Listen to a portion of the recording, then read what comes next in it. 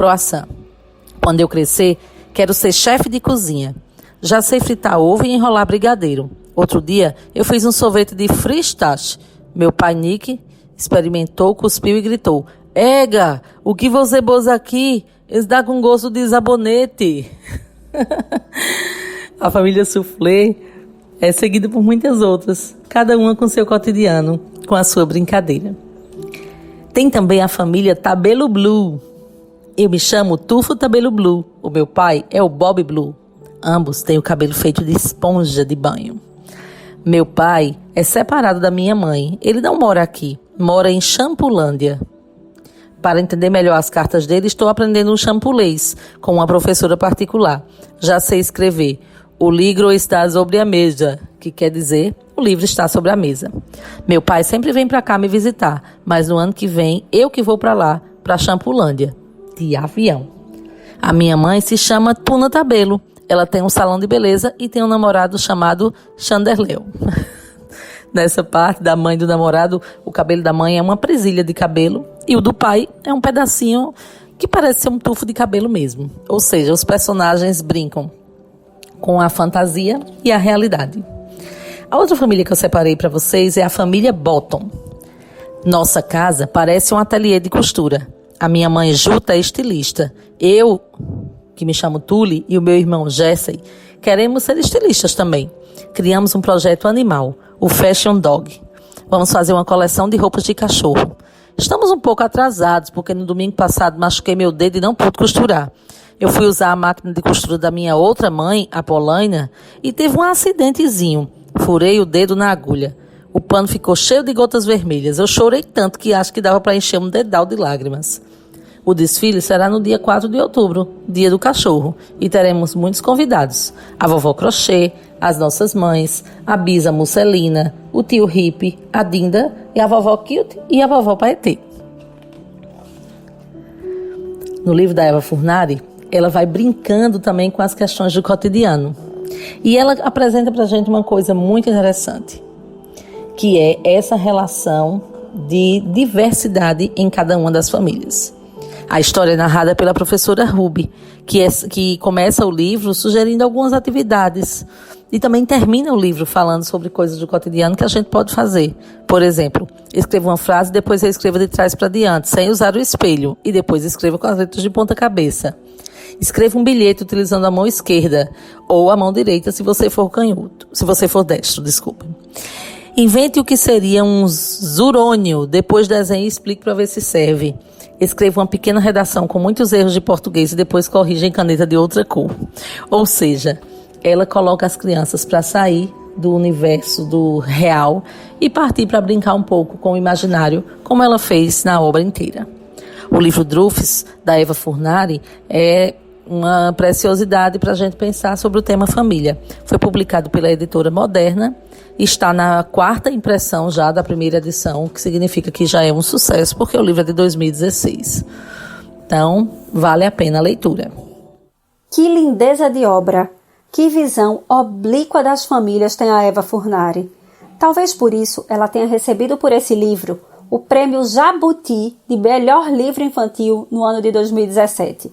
E no mesmo ano, a autora tenha sido agraciada com o troféu Monteiro Lobato de Literatura Infantil. Eva fala, nessa obra, como as crianças, numa perspectiva sábia e profunda. Ela traz que família é um espaço de semelhanças, mas também de diferenças. Ela traz que família é um espaço de aconchego, é também de saúde e também para estar na doença. Em Drufts, Eva Furnari fez uma escolha primorosa, abordando a questão das famílias a partir das perspectivas das crianças. Ao escutar Érica nos contando essa história, temos a sensação de estarmos ouvindo diferentes crianças falando de suas vidas e suas famílias, como todas as suas diferenças. Há um trecho em Drufts que Eva Furnari nos diz: "O meu pai mesmo é o neurônio clown, que já foi casado com a minha mãe e agora é casado com a Neleca. A Neleca é mãe dos meus 2 irmãozinhos. Isso quer dizer que eu tenho 2 casas, 2 pais, 2 mães, 1 tia, 7 tios, 8 avós, 8 avós, 2 irmãos e uma irmãzinha que ainda não nasceu. A minha avó acha isso um pouco confuso, mas eu acho tão normal. Esse trecho me lembrou a fala de Beatriz, 4 anos, que não se preocupa muito com quem faz parte da família, mas ela fala de como nós vivemos em família. Para ser uma família é preciso... Precisa ter família boa e ter pessoas para ajudar a limpar a casa todinho junto.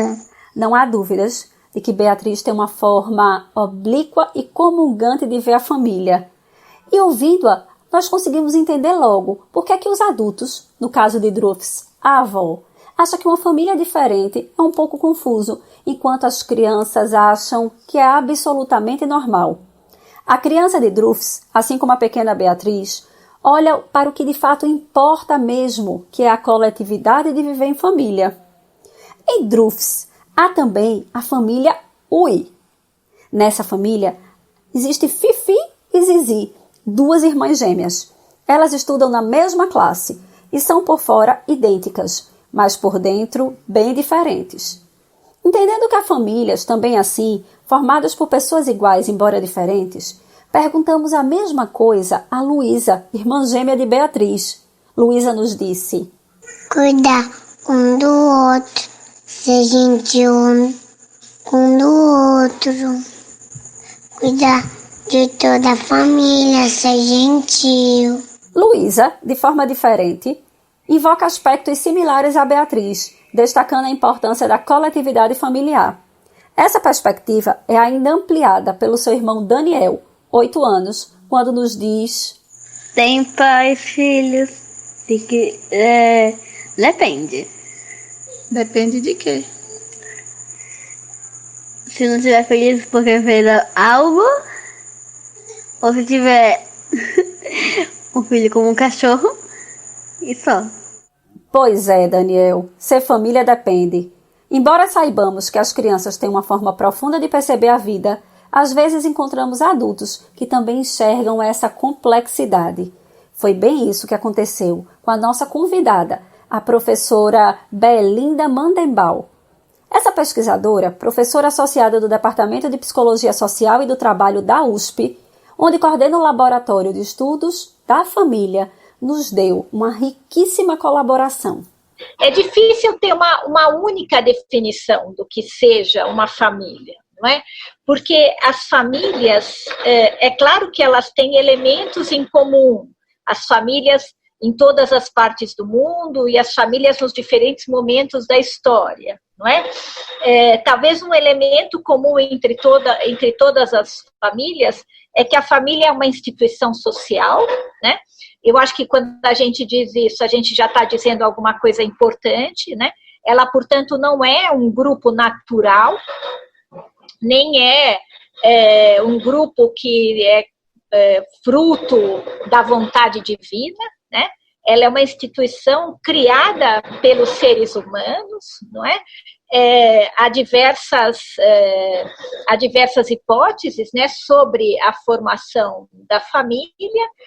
Uma delas, o próprio Freud diz, né, o pai da psicanálise diz, né, que desde o início o homem desejando ou reconhecendo a sua contínua necessidade de afeto, de atividade sexual e etc., teria optado, né, ou teria escolhido ter uma mulher ao seu lado de uma maneira mais permanente, assim como para a mulher, esse homem seria, vamos dizer assim, um protetor para si própria e para os seus filhos, né, para as suas crias, digamos assim, né?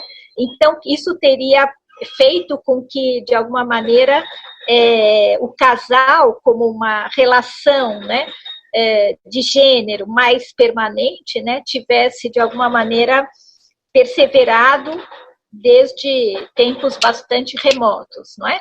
Dando origem a uma família, né?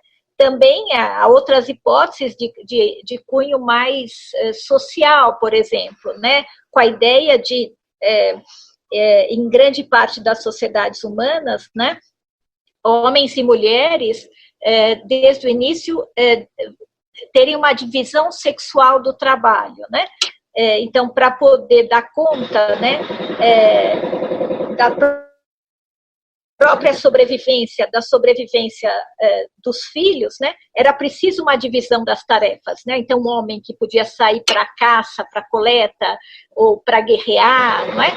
E uma mulher que, de alguma maneira, podia dar conta das atividades mais domésticas ou da criação dos filhos, né, do cuidado com os filhos, né? Então, parece que desde que os seres humanos se sabem seres humanos, eles se organizaram em alguma forma de família, mas que sempre foi uma forma que tem a ver com as condições econômicas, geográficas, materiais, tecnológicas, né? Então, a família é uma instituição social também porque ela muda de acordo com as condições de cada sociedade, né? Então, dizer isso é importante, porque há certas concepções na nossa sociedade até hoje que tendem a pensar, não, a família é um só modelo, um só arranjo, né? O casal heterossexual com seus filhos, vivendo numa unidade doméstica independente, né? E que ela teria sido sempre assim, ou ela é naturalmente assim. Não é verdade. Os estudos em antropologia, etnografia, nas diversas sociedades, os estudos de história da família mostram que ela é profundamente sensível às transformações sociais e ela se transforma, né? Com essas transformações, né? Eu acho que outra coisa que é importante a gente ressaltar numa definição de família é que a família é um entrecruzamento, né, de laços de afinidade, de laços propriamente sociais. O casamento é um laço social entre duas pessoas, né? Ela é aquilo que os antropólogos vão chamar de uma aliança, né? Que não só une duas pessoas formando casal, mas une também duas famílias de origem, né? Então, você disse, enquanto a gente conversava no início, de que nenhuma família nasce sabendo ser família. Eu acho que, em parte, é verdade. A família, todo casal que está constrói, começa uma família, tem que, a cada vez, fazer um aprendizado, né? Da vida familiar, do convívio do casal, do que é ser marido, mulher, do que é ser pai e mãe, não é? Então, a cada vez que nasce um filho, a família se reorganiza também. E cada dia é um novo dia, né? Eu tinha um excelente professor na faculdade de psicologia que dizia que os pais nunca sabem ser pais, nunca aprendem a ser pais. Porque aquilo que se aprende no dia seguinte o filho já é outro e aquilo que se fez já não serve para o próximo dia, né? Então, sim, é um contínuo processo de aprendizagem. Mas também acho que é preciso levar em consideração que esse casal já vem de duas famílias, né? Já vem de duas famílias de origem e trazem para essa nova família, né, uma série de fantasias, tradições, culturas, valores, ensinamentos, né, dessas famílias de origem. O que é bom, num certo sentido, constitui essa nova família, né? Traz elementos da experiência, mas também pode ser fontes de conflitos, porque às vezes o que um traz da sua família pode se chocar com o que o outro traz, valores, o lugar da mulher, o lugar do homem, né? Concepções de gênero, concepções da maior ou menor igualdade entre homem e mulher, né? Tudo isso a gente traz também das famílias de origem e a gente, muitas vezes, até sem nem se dar conta disso, espera que a nossa família, muitas vezes, reproduza esses modelos conhecidos, ou às vezes a gente quer criar uma família para se contrapor à família que a gente teve, não é? Então, há sempre esse diálogo contínuo entre as famílias que nós somos, as famílias que nós herdamos, e tudo isso, né, aí fazendo esse amálgama que é cada família nova que se constitui, que é diferente uma da outra, né? Como seres humanos são diferentes, né? Isso, Belinda. Cada família é diferente uma da outra. Por isso, neste episódio e no próximo também, iremos escutar diferentes